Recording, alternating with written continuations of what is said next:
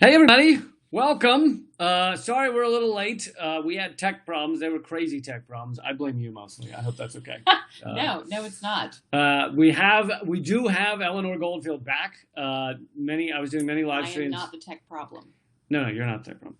I have done many live streams. Oh, by the way, let us know if the video and audio is working. We hope it is. We've dealt with many issues recently, and.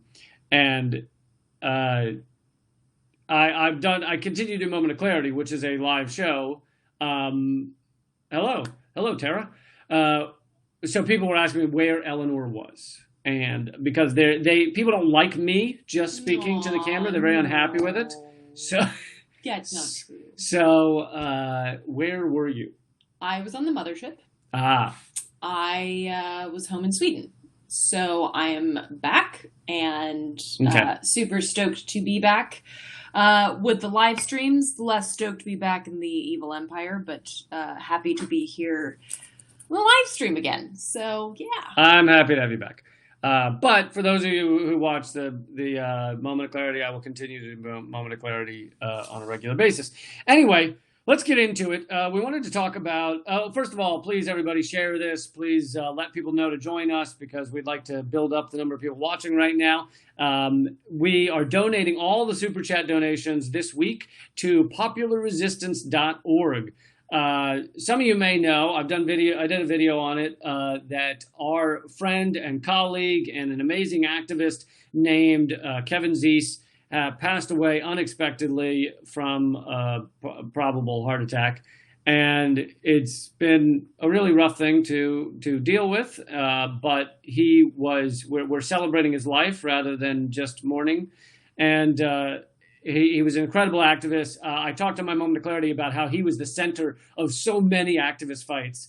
He and his partner, Margaret Flowers, and they co-founded popularresistance.org. And some of the fights that I worked with him on were net neutrality, Occupy. I was on the outside, but the Venezuelan embassy when they were trying to take that over, TPP. I was more active with the TPP fight than the Venezuelan embassy. But I don't know if you want to talk about some of the moments that you were there at some of these things, because you were at the Venezuelan embassy before it went into like lockdown mode. And you also stopped traffic on a highway. Is that correct for TPP? Was that? No, it was kind of against the two-party system, as it were. The corporatocracy. But I wrote if you want to see my piece that I wrote about Kevin, you can head over to artkillingapathy.com. I'm not really going to get into it because it would be weird if I just sat here and sobbed for an hour.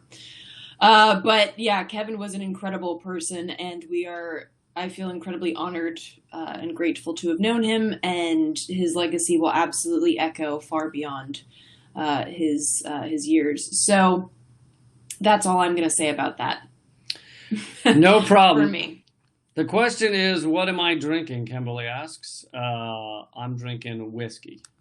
Oh, I thought it was moonshine. Oh, is it moonshine? I don't know. I found it in the bathtub, so I'm hoping I think it's paint thinner, actually. Paint thinner.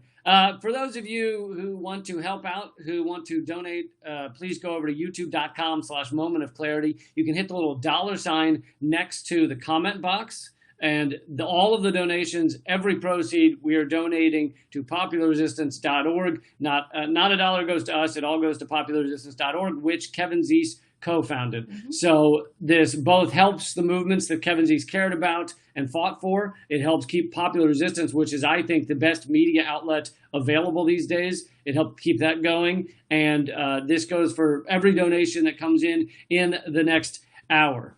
Yeah, I hope everybody will donate, even if it's just $1 or $2 you just click the little $sign below the comment box over at youtube.com/Moment of Clarity. But we are going to talk about some topics other than just, Popular Resistance and Kevin's passing. I wanted to get into, obviously these are tough times. really hard times right now. What's going on in California and Oregon, with the fucking skies are turning orange. People are breathing in ash. I mean, the clouds, the air tastes like burning. You know, we're in dystopian times when the world, the outside, the outdoors tastes like burning. To me, that's the sign. What were you going to say? I'm trying to find this brilliant quote oh yeah, nothing quite like choking on the air under a blood red sky to get you excited about gradual market-based solutions to climate change. So speaking of gradual solutions to climate change, I don't know if you want to talk about what Gavin Newsom has done. So the governor of California has said something about climate change. Well, and this is kind of like the liberal framework, right? This is kind of the typical Democrat line of thinking, which is we will admit that racism is a problem. We will admit that climate change is real. We will admit all of these ills of our society, but we will do fuck all to mitigate them or to stop them outright. In fact, we will support the push to continue to militarize the police, to militarize the world on behalf of the U.S. empire. We will continue to push full steam ahead, literally, towards climate catastrophe, but at least we're admitting that it's a problem.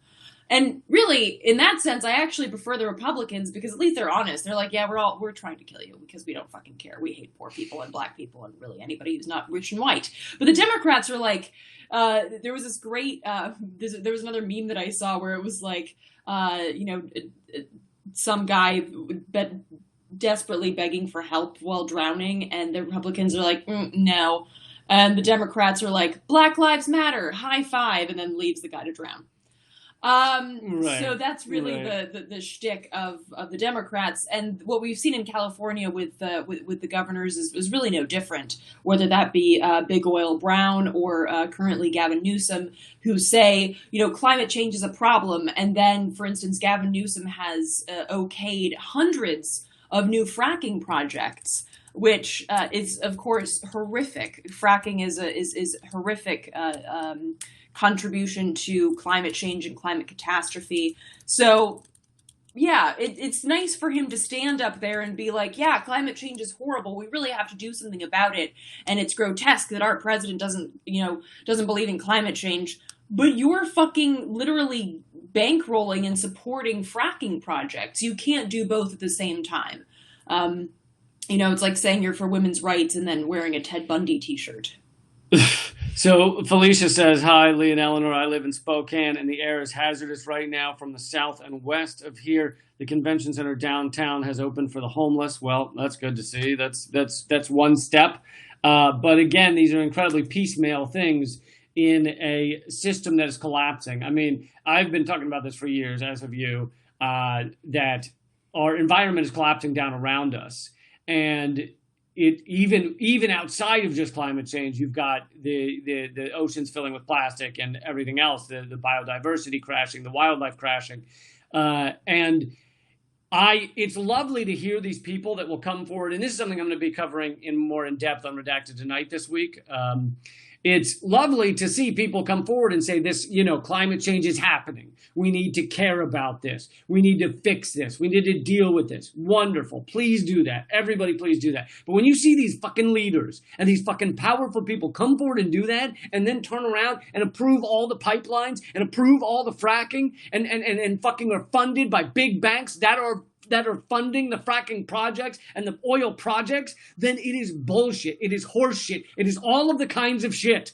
It does not change anything. It doesn't do anything. And what I'm getting into on Redacted Tonight this week is how a lot of these big green movements are funded by big banks because it greenwashes their image. And even, and this is the biggest one I'm getting into this week, even fucking Bill McKibben and 350.org, they say divest from oil and gas. Yes, I agree, divest from oil and gas. And then they say put your money into these things, and they list like Green Fund and et cetera, et cetera. And those things are invested in cutting down trees, deforestation, building oil pipeline infrastructure, Halliburton, all these awful things. Thank you so much. Wow, thank you for the donations from Shahela, Shahela, I think. All right, the donations are coming in. Really appreciate it. All the donations, all the proceeds are going to popularresistance.org, which is Kevin Zeese's baby, created by him and Margaret Flowers. And thanks, Apple Jacks. 13 Apple Jacks. With a pair of characters stretching his arm forward and raising his thumb up. Half the reason I do the live streams is to hear you read that. This is my role in the live streams. Read these emojis. Shay, thank you for continuing to fight. But it's so fucking infuriating. I'm not saying don't divest from oil and gas. I'm not saying that when Bill McKibben says divest from oil and gas, that's not a legit statement. I'm saying don't then do the follow-up for him, which is, oh, invest in the green fund, whatever. Anyway. The week after Planet of the Humans came out, which called Bill McKibben out for all that shit, and he said, oh, none of it's true, they're lying, blah, blah, blah. I don't believe in biomass or whatever. I don't believe in biomass. The week after, he does a symposium with The Nation magazine. The Nation does some good stuff, some bad stuff, whatever. It's got a 50-50 rate on that. But he does a symposium with The Nation that is fucking sponsored by, across the posters, Domini Fund or something, Domini Investment. Where does Domini Investment go? It goes into biomass. It goes into cutting down forests and deforestation. Thank you, Tara. So it's like even as they're speaking out of two sides of their mouth. They're like, divest from oil and gas. Yes. Now invest in big banks. Fuck you. Thank you, Chris. Thank you, Chris. Tony is asking, I'm in the UK, how do I make a donation? You can do it on YouTube, Tony. Just go to youtube.com/momentofclarity. And at the bottom of the comment box where you leave a comment, there should be a $sign. You click on that. And just as a reminder, all of the donations tonight are going to PopRes, Popular Resistance, which is was co-founded by Kevin Zeese. And it's an incredible organization, a real hub for activists and media folks and really anybody. So please check that out if you want to know where it's going. And you can donate via youtube.com/momentofclarity if you're watching on Facebook. And down at the bottom there. Vera, thank you. Thank you. Someone was asking if I watched Michael Moore's latest documentary. That was the one I just mentioned, actually. Planet of the Humans is produced by Michael Moore. Thank you, June. Whoa, June, $50. Thank you. So much. That's incredible. Every penny is going to, every penny of proceeds is going to popularresistance.org. Yeah, Michael Moore put out Planet of the Humans. It's produced by him. It has some issues. For example, at one point they get into the Malthusian, there's too many people on the planet thing, which, yes, there's too many people on the planet living as we live. And Americans live way crazier lives than your average person in, say, India. So really what we need is for people to live different lives, and that has to do with our economic system. So this is actually another point. This feeds into another point that I wanted to get into, which is that you can't claim these things and care about these things and get angry about these things without looking at the deeper issue, the deeper core. And this is kind of what you said, but I don't know if we said the word capitalism, that if you aren't talking about capitalism, which is infinite growth on a planet with finite resources, then you aren't actually hitting the real issue. We can deal with we're treating the symptoms of climate change without curing the disease, which is capitalism, which is eating our planet and acting like it can sustain that. It cannot. If everyone lived like Americans, we would need 5 Earths. So you have to talk, at least talk, even if you disagree with me that capitalism is a failed system. Even if you disagree, have the fucking conversation. Sit down and discuss what capitalism means, what it's doing to our planet, how it impacts us. Most people that are all pro-capitalism won't have that discussion. Right. And I think that's what Planet of the Humans did that. I understand that there are problems with the film, but I think having that conversation about how you can't actually have a green capitalism, right? Those are mutually exclusive systems. You can't have sustainability in a system that is built on infinite growth and infinite profit, and where capitalism as a system is built on treating finite things like trees and air and fresh water like they're infinite, and infinite things like made up shit like ones and zeros on a computer that represent a fiat currency. They treat those like they're finite. And that's the system of capitalism. It's completely it's a complete 180 from what we need to build in order to have a future, in order to have a sustainable future for humans on this planet.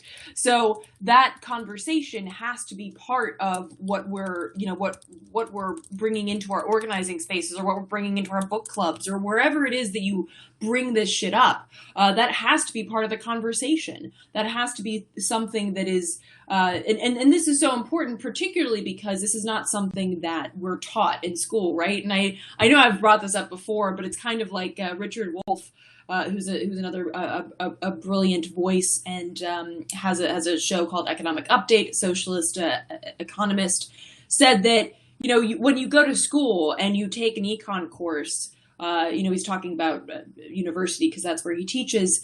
They only teach you capitalism, and that would be like if you go to school for religious studies and they only teach you Catholicism, right? But that's not all there is. It's just that that's what we, as Americans in particular, have decided is the only way that we can do this. And so we don't even, in schools, we don't even get to hear about the alternatives to this system. And when we do hear about them, they're all demonized and they're all thrown into one big heap. Like socialism is anarchy, is communism, is bad, which is fucking stupid. Those are totally different things. And they have been so demonized and so diminished by the powers that be in this country that we don't even get to learn what they are. We don't get to learn about the varieties of different economies we could have that we haven't even tried yet. So part of this conversation and part of what organizing is doing is not just dreaming of these various possibilities, the many worlds, as the Zapatistas brilliantly put it. We want a world where many worlds are possible, but really finding out ways to manifest that and finding out ways to extract ourselves from this singular perspective of capitalism that's destroying us. Yeah, absolutely. And if there is a time to start thinking about these issues and start dealing with them and start protesting, I mean, in large scale ways, it is now. It is now in a time when the pandemic has forced us to reconsider our consumerism. It's forced us to at least think about going out and being at restaurants, on a daily basis and buying things, and throwing them away. Like, it's not forced everyone to think about it in terms of capitalism, but it's forced everyone to think about it. It is now not just a given that you go out and just fucking, buy tons of shit and then shit it all out. It's actually a conversation. And on top of that, wow, holy shit. Thank you. Thank you. I believe that's David. Thank you, David, so much. That's incredible. Thank you so much. That's incredible. All the proceeds are going to popularresistance.org. And, Kevin Zeese was an amazing human being. So thank you so much. It's forcing us to think about this. And another thing that's forcing is these climate change catastrophic events. Not only do you have these forest fires that the media loves to say are the biggest in history. Yeah, you said that last year and the year before and the year before. So not only are they the biggest in history, we're going to keep seeing the biggest in history every year. And so you've got those fires going on. In Utah, you have Mack trucks blowing over on the highway from 90-degree winds, not during just normal day. Like normal day of high winds blowing over Mack trucks. You can go watch the video at weather.com of Mack trucks blowing over. Down in Louisiana. Thank you, Maki. Whoa, thank you, Maki. Down in Louisiana, you have the second largest hurricane that they've ever seen. That was 2 weeks ago. And then in Denver, Colorado, it went from almost 35.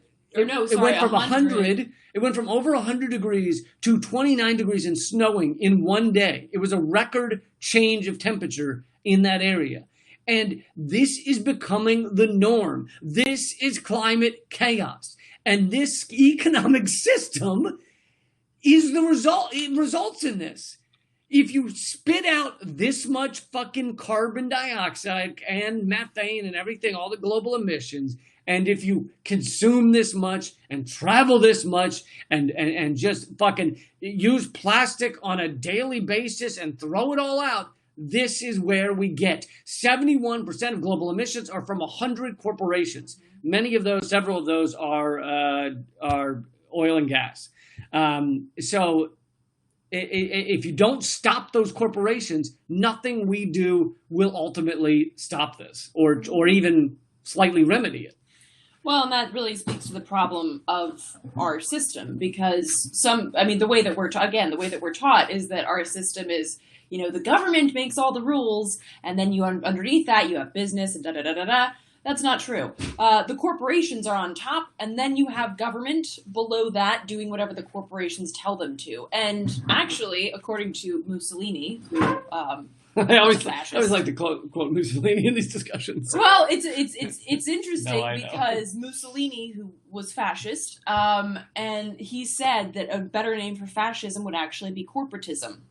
Because fascism is basically a very tight connection between corporate power and state power, and the complete devastation of any sort of dissent against either of those two things, which that would be the United States. And I think that that's the other thing that needs to be a conversation, because I feel like a lot of people think that, fascism will come with, like an immediate swing or something like that. Like it'll just happen very immediately and all of a sudden they're going to be loading us up on trains. That's not how shit works. You look at the 30s in Germany, there was a ramp up to this. It doesn't happen overnight, because people know that there has to be a ramp up to these things. And so what we're seeing now, and I've actually had two in the past like 4 or 5 years, I've had two people who lived through the Holocaust send me emails and say, Eleanor, I just wanted to let you know that what's happening in the United States right now looks very much like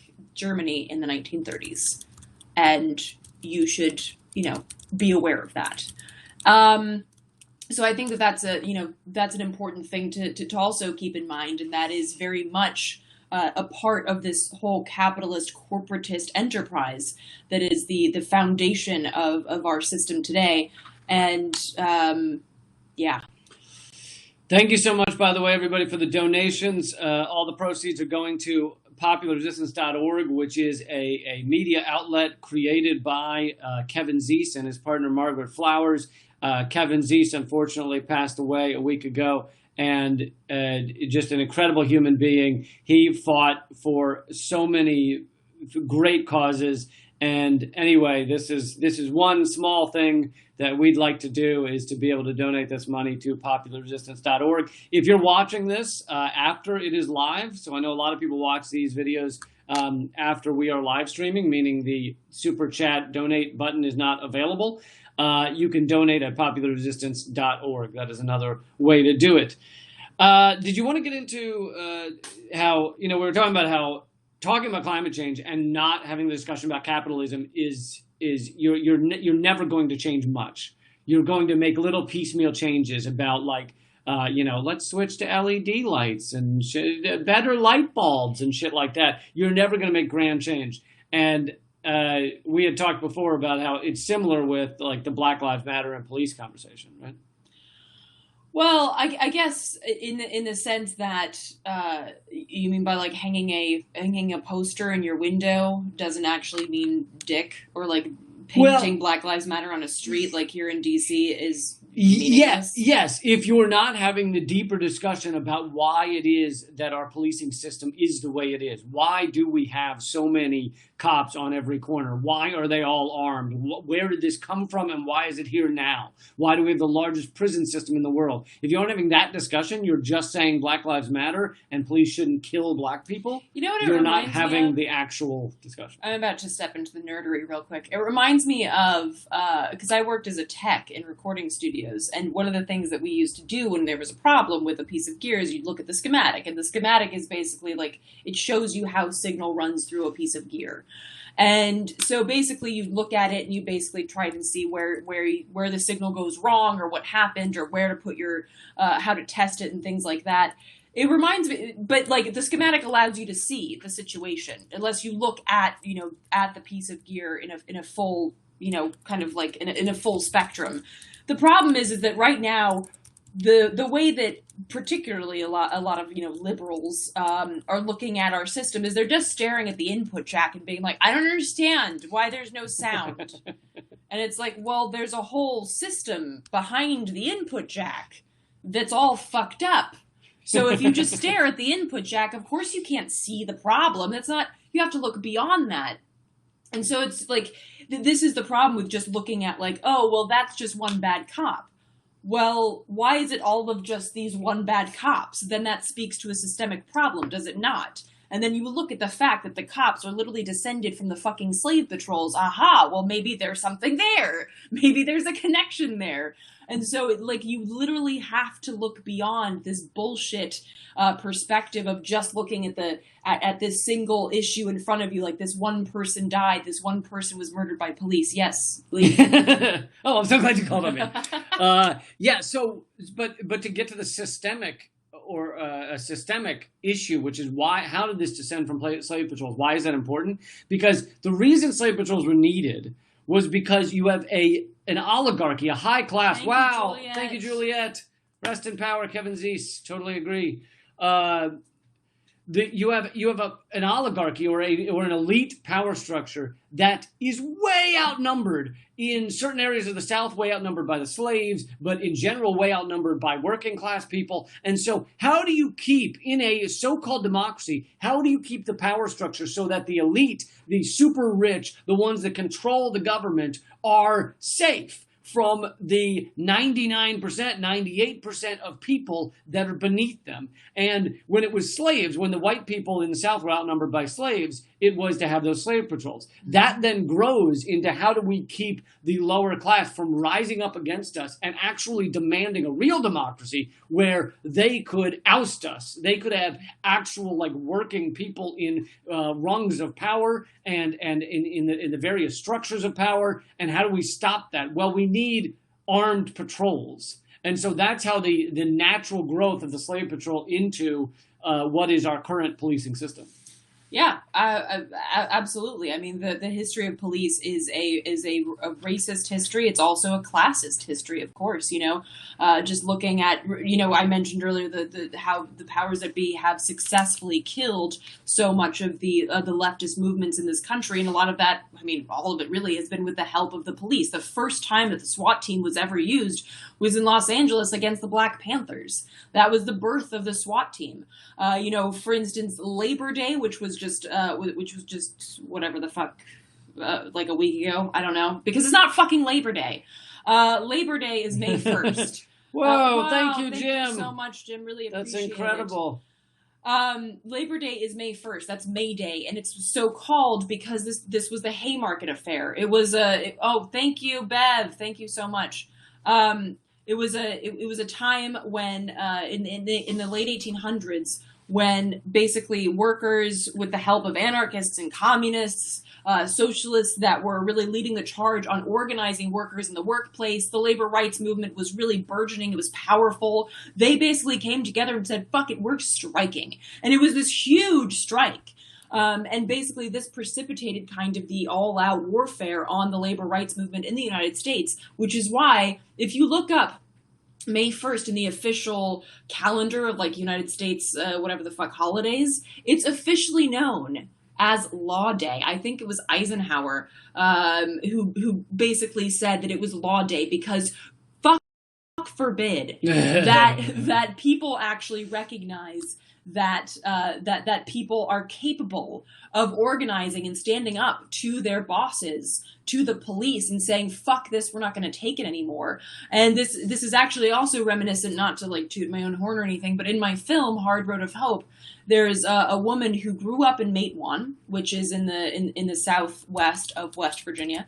There's a woman who grew up in Matewan, and this is the site of the Matewan Massacre, the Battle of Blair Mountain, when mine workers, black mine workers and white mine workers and immigrant mine workers came together across all barriers and divisions, and they marched together. They tied on red bandanas, which is the home of the word redneck, actually.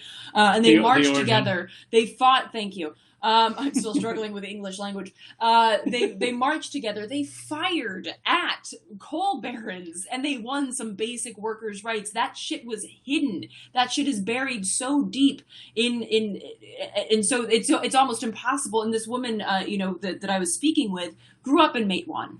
You can see the bullets from the Matewan massacre in the back of the building that she works in. And she said, I had no idea. I had no idea until I was older that this was even part of my history. And that's how powerful this fucking propaganda machine is. That's how powerful it is. You erase history. Exactly. And that is why it's so important to recognize our history. That is why it's so important to recognize where we come from. Going again on like the fucking schematic thing, knowing your history is like having a map. It shows you where you've been, so you know, oh, I just walked down this street. That means that I have to go left up here. But without you knowing your history, you don't know where the fuck you are. You're just lost in the middle of the city, and you have no idea where the fuck you're going. Or in the middle of the woods, whatever you prefer in terms of your metaphors. But, knowing your history is vital, because there is so much radical history in this country, in many countries, in all countries, that has been purposely buried for the sake of pedestaling capitalism and maintaining our role as workers as good, quiet proles that just work for the profit of the 1%. That was damn good. Sorry, that was a bit of a rant. I liked it. That was a damn good one. HardRoadOfHope.com is the movie. Everyone should check it out. For those of you just joining, we are donating all proceeds from the Super Chat to popularresistance.org, co-created by Kevin Zeese and Margaret Flowers. And thank you all for those of you who donated so far. In order to donate, if you're on Facebook, you got to come over to youtube.com/Moment of Clarity and click the little $sign beneath. And even just $1 or $2 makes a difference. So please do donate to popularresistance.org. Agree with that comment. Voltairine Declare was awesome. Fun little side note, if you order books from Firestorm Co-op in Asheville, North Carolina, which I love, they will send you books from Voltairine Declare. That's what it says on the front packet, which makes me so happy when I get it. It's like, oh, fan. Anyway, that's a side note. Sorry, what was your question? I didn't have a question. I was wondering what you guys want to talk about. Feel free to send us questions. Or how you're dealing, if you're in one of these areas that's impacted right now, what it's like, how you're dealing with it. Oregon has obviously had, at least Portland, has had the double impact of these fires being not too far away, along with the protests that have gone on and the killings, believe it or not, that have gone on. It's crazy to even say that, but these are fucking nutty times. Also, if you, there's also some folks to look at in case you want to get involved with, I believe it's called Rogue. Thank you, Fubar Republic. I love that. I love the name. If you follow Rogue Action Center, I believe on Instagram, they have some great information about where folks can donate supplies. They're located in Oregon, I believe. Mutual Aid Disaster Relief also has ongoing information about where to help. You can go to their website or you can check them out on Instagram. Yes? Sorry, I had someone that I would like to respond to. Complacency Media asks, how are we overthrowing these banks? One way, although I highly recommend nonviolent protest against the banks as well, but how we overthrowing these banks, public banking is actually very powerful in undermining the central banking system, undermining the big banking system. Just recently, it was passed in Los Angeles due to an incredible effort by activists to create public banking. Thank you, Rob. Holy shit, $35 from Rob. Thank you, Rob. R.I.P. Kevin Zeese. Really appreciate it. Oh, Canadian $35. Hey. I don't even know what that means. What's that, like 3 cents? Just kidding. Just kidding. He's just jealous of your healthcare. I'm jealous of the healthcare. So, Farmer Murph has a good question, which I don't, if you want to highlight. Do you see Farmer Murph? Yeah. I like that. God damn it. Where'd it go? Son of a bitch. There it is. Why has the Young Turks not been talking about Assange? Now, I don't watch the Young Turks, so I can't speak to whether they have or have not. But if I take him at face value, that would be super pathetic of them. Because Assange is like the fucking story of right now. That and climate change are the two major stories. This is a publisher who's never published anything false. I know you guys have heard me go on and on about this, so I'll keep it short. But this is the freedom of speech and freedom of press fight of our time. This is the most important journalist who has lived in the past generation. What he did with WikiLeaks is incredible. Literally never published anything false, revealed all the crimes of our governments of many nations, and now he is being persecuted for it. So if any media outlet, not just Young Turks, but if any of the mainstream, corporate, any of them are not talking about Julian Assange on a regular basis, which most of them are not, it proves they are corporate fucking shills. Say it with me. Corporate fucking shills. If they do not stand up on a regular goddamn basis and talk about how fucking horrible what's being done to Julian Assange is, then they are corporate fucking shills. And I hope everyone remembers that. Yeah, absolutely. And this is not the first time the Young Turks have totally botched it. Yeah, have totally fucking just shown their true colors as what's it called in English? Supporters of the state. Of the corporate state. Yes. What else do we want to talk about? Feel free to throw out topics, guys. The Assange trial, which if I don't see a topic thrown out, I will talk about what's happened this week, or last week, actually. The trial to extradite him has just started this week, and the United States government had added superseding indictments just recently. And so the first indictments were under the Espionage Act, which doing that against a journalist is unheard of, and that's an American. He's not an American. Julian Assange is Australian working out of the UK. He has no connection to America. So the idea that he should be extradited here is fucking laughable. But he did some shit the U.S. empire did not like. Yeah, so that's what it comes down to. As Hillary Clinton said, we should drone bomb him. Anyway, what went on in the trial is his defense, which, by the way, they keep Julian Assange in like a Tic Tac case. Dude. Like a plastic box that they built just for him because he's such a horrible terrorist that he needs to be kept in a plastic box during the trial. It's fucking disgusting. Anyway, his defense said, let's get rid of the superseding indictment. The government came up with the superseding indictment because they realized they could not win this trial with the Espionage Act. It was laughable. So they were like, well, let's just add more indictments on and we'll win those. And so they added these new indictments that are like helping Snowden evade arrest and pressuring a hacker to hack a Icelandic bank, which A, shouldn't be illegal to begin with, but B, these are FBI informants that are the ones who told him he did this. So they are proven liars, these FBI informants, and they're what these indictments have to do with. Anyway, his defense said, throw out the superseding indictments. It's unprecedented to put them in this late in the game. And the judge said, no, we're going to keep them. And then they said, okay, well, if you're going to keep those indictments, we need another 6 months to prep for this because we haven't prepped for it. And unfortunately, it means Assange will be in prison another 6 months, but give us 6 months. And the judge said, nah, we're going to go ahead with it. So that's some of the big stuff that happened. Thank you, Lumpia. That's awesome. $5. All the proceeds are going to popularresistance.org. Please donate if you can. Yeah, I mean, what's happened, and the thing with Snowden, it's like Snowden hadn't been charged with anything.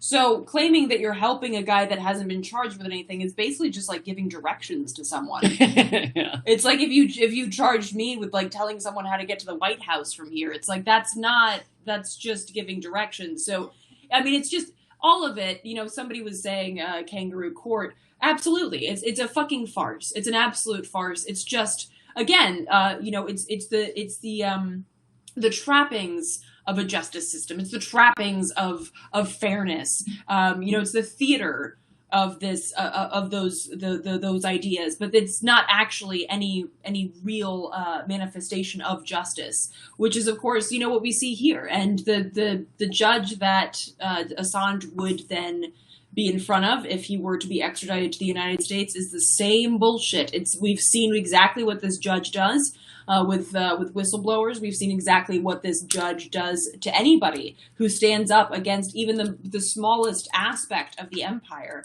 So there's no way in fuck that Assange would get a fair trial if he were extradited to the United States. And there's also no telling whether they would bring back the espionage charges once Assange is here, if he is extradited. So this is, very, very dark indeed. Just a quick reminder, folks, that we are donating to Popular Resistance. All of the donations are going to Popular Resistance tonight. So if you're watching this on Facebook, then you can go to youtube.com/Moment of Clarity, and you can donate via the super chat button at the bottom there, where you go to comment. And again, all of the proceeds tonight are going to popularresistance.org.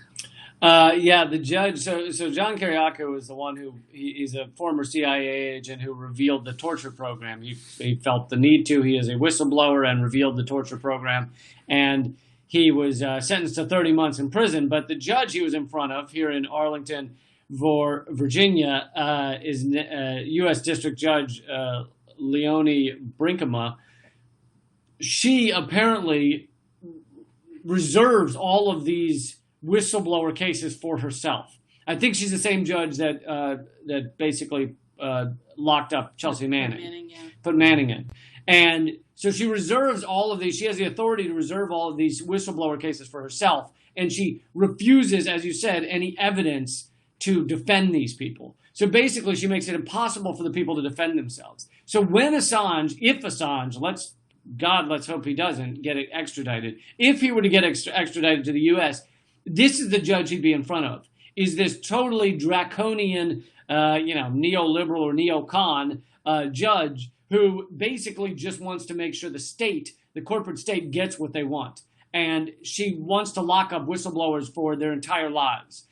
She said to Kiriakou, I was working, did you say this? No, I did not. She said to Kiriakou that even though he signed a plea deal because he was forced to, he signed a plea deal and only got 30 months. She said, if it were up to me, I'd lock you up for life. So that's how horrific she is, and that's what Julian Assange would face if he were extradited here. I know some maniacs think that Trump is trying to extradite him to save him. You're idiots, okay? Trump does not want to save Julian Assange. Trump doesn't give a fuck. In fact, he hates whistleblowers. Yes, he said, I love WikiLeaks or whatever, because at the time they released, DNC emails, which helped him. So at the time he said, I love WikiLeaks. But he'll say something and do something else the next day. And Pompeo, who was really in charge of the persecuting Assange mission, Mike Pompeo has said that basically Assange should be killed or executed. So that is what Assange would deal with if he were extradited. Yeah, so it is very, very scary precedent being set because of what's going on. And, again, corporate media is entirely quiet about this, even though they published many of the findings that WikiLeaks posted, which would mean that they are also complicit in espionage, but they're not going to talk about that. They're going to, they would love to just sit by and watch. Thank you, Jim. Assange go to the gallows. Thank you so much, Jim.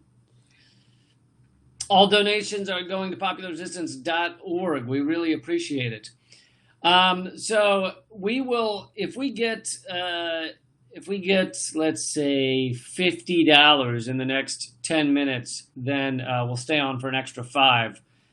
So if you'd like to see this live chat continue, which I'm very much enjoying talking to you, please donate to Popular Resistance by clicking the super chat button. If you're on Facebook, please go over to youtube.com/Moment of Clarity, and you can be a part of the super chat there.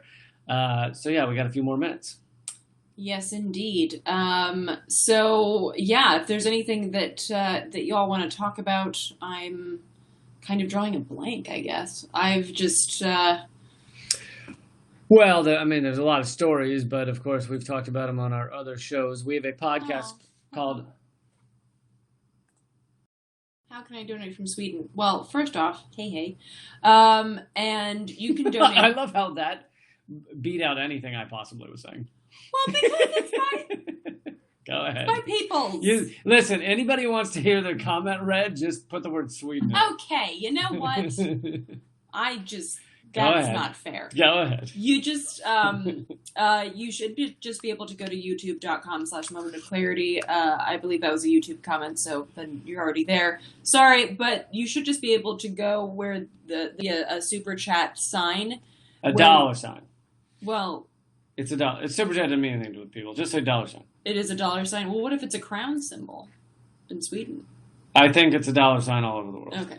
I don't know. I don't think it's a yen symbol.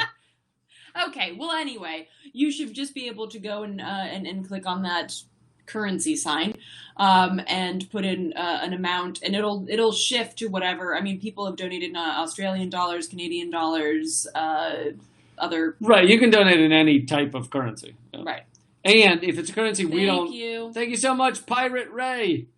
If it's a currency we don't understand, then we might act like it's a lot of money when it's not much. So that's always fun. You know, if we're like, whoa, 80,000 bolizars. But see, that's why I mean, before the euro, you'd go to, like, for instance, Italy, and something, you know, like a cup of coffee, I don't remember exactly, but a cup of coffee would be like 1,000 lire, and you'd be like, holy shit, I'm rich, I've got 1,000 of these things, but they really don't go that far. So if somebody were to donate, like, we've got a tough question for you from David Paul. Next movie idea. Well, I was going I should give the lead up. Is that Eleanor's documentary has won all kinds of awards, and it's in it's an official selection of a lot of film festivals. So if you haven't, really should. It's at hardroadofhope.com. So with that said, what have you done for me lately? It keeps me on my toes. So much, Mackenzie. Thank you, Mackenzie. We are not getting to $50 so far, which means we're not doing the extra 5 minutes. I like that Mackenzie just started by saying Sweden. Period. Why hasn't anyone talked? Well, hold on. Let me answer your question first. So I'd been thinking about doing some projects in the Pacific Northwest with the logging fight that's happening there. I might do some work in Navajo country shortly. Thank you, Zane. But I'm not sure because things are a bit, as you folks know, things are a bit fucky at the moment. So I'm not really sure. But I'm also working on a book about the so-called Vikings and how fascists can just fuck right off from using that symbolism. Jack, if you can't find the donate button on YouTube, it's possible you have to sign in to YouTube, because if you're not signed in, they'll think there's not a way to donate. Thank you, Zane. So you might have to sign into YouTube to see the $ below the comments. To answer Mackenzie, who donated $5, thank you so much. What? Right, I was saying right. We needed to answer that question. To answer Mackenzie, she asked, why is no one talking about Joe Biden's complicity in expanding the police states and the Patriot Act? And if you're talking about me, I've talked about it a fuckload. I've talked about a lot about his expansion of the prison state, the drug laws. Also, I did a live stream, and it's already on Moment of Clarity. It'll be up on Redacted tonight soon. A live stream where I play the video of Joe Biden in front of the Senate in like 2004 or 5, bragging, or no, maybe earlier than that, bragging that he wrote the Patriot Act. Thank you, Volante. Thank you, Volante. That he wrote the Patriot Act. He's saying to Republicans, look, I wrote the Patriot Act in the 90s and you guys wouldn't pass it. The Patriot Act now has been used. Thank you, Randy. Thank you, Randy. 20 Canadian. 20 Canadians? 20 Canadians. I'll take it. I like 20 Canadians. If you want to know what your pair looks like, it's that. Ah, that's so cute. It looks like a young boy. It does, with the headband. She said Bjorn Borg. No, I did not. The G is silent. Good Lord. But But he brags in front of Senate about writing the Patriot Act, which has been used for unlimited surveillance of American citizens. It's used for arresting people without charges. It is the most horrific, unconstitutional, garbage piece of shit ever passed. And it was passed after 9/11 because everyone was scared and wanted daddy to save them. And Biden bragged about writing it. Yeah, Biden also bragged about the crime bill that he crafted, saying that and he was a big proponent of the death penalty, and he bragged saying we do everything short of hanging people for jaywalking. So, yeah, great guy. Good times. So, you get to choose between chlamydia and gonorrhea this year on the presidential ballot. That is an Assange quote. That is an Assange quote, yeah. In 2016, he said that choosing between Trump and Clinton was like choosing between gonorrhea and chlamydia. Yeah, I agree with that. You look confused. I'm reading a comment. Thank you guys so much for the support. We're going to be wrapping it up soon, but please, in this last 5 minutes, if you have just a couple of bucks, obviously, if it's going to mean you can't eat dinner tomorrow, then don't do it. But if you want to donate to popularresistance.org, all the proceeds are going there. We've had some big donations from people, and we can't say thank you enough. Yes. And thank you for I've seen some comments flying by that I wasn't able to highlight, but thank you, folks, for engaging with us, and we do try to get to questions if we see them, so please do continue to interact with us, because this is how folks interact in 2020. I know, this is considered to be like making out in 2020. This is how intimate. It's like showing a bit of ankle in the 1700s. Yeah, this is closest to intimate. Someone a minute ago wrote MAGA, and I'm going to assume that was sarcastic because you have a serious problem.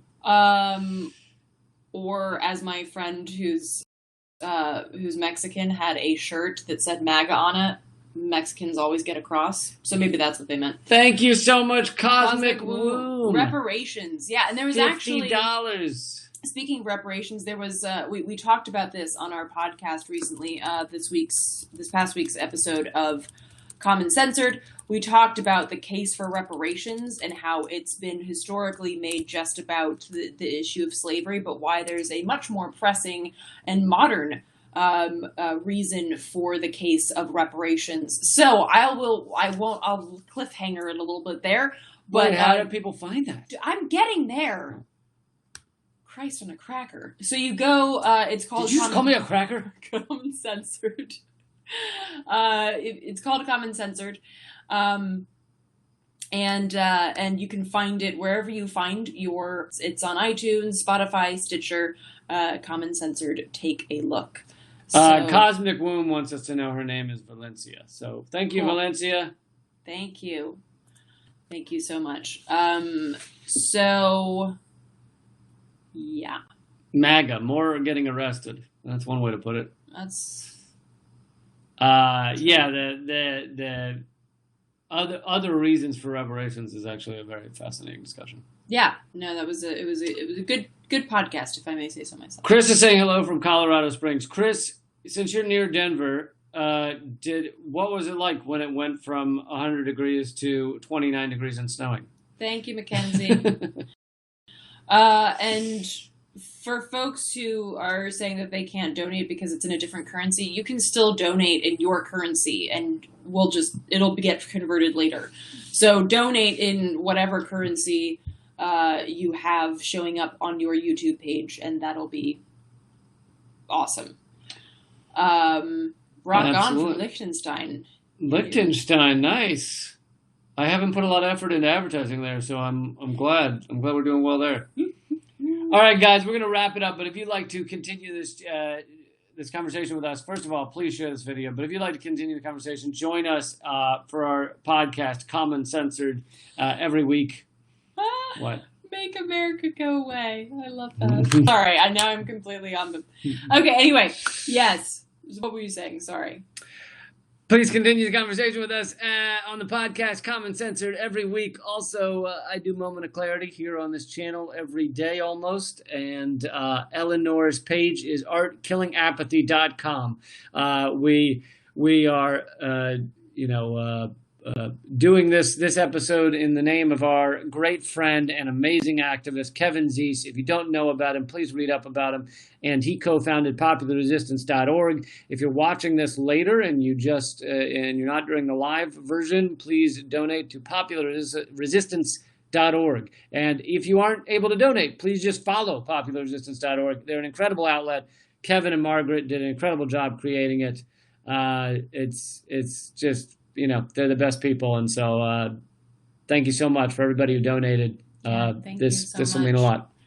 Yeah. And again, and with regards to Kevin, there will be an online memorial on Saturday, September 19th at 3 p.m. Eastern, noon Pacific. And I believe I'm going to type this in, even though I'm not certain of it, but I'm close to certain. It's bit.ly/Kevin Zeese for the memorial.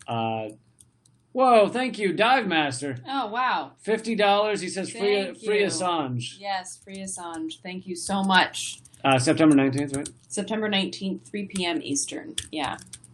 And everybody's invited to that virtual memorial. So it'll be live streamed on Facebook and I want to say YouTube, but there's more information up at that bit link. And so please come be a part of that if you like. And we will also be live streaming next week at some point. Yep, probably same time, probably Sunday at 8, but we'll figure it out. We will update you, and we will endeavor to not have tech problems. Yes, we will. Thank you so much. Thank you, guys.